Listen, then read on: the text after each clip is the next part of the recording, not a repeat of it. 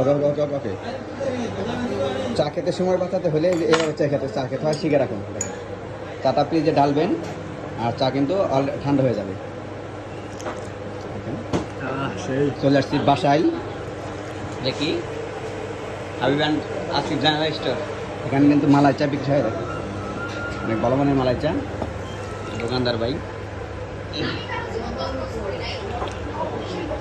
প্রথমে সার্ভ করে যাবে।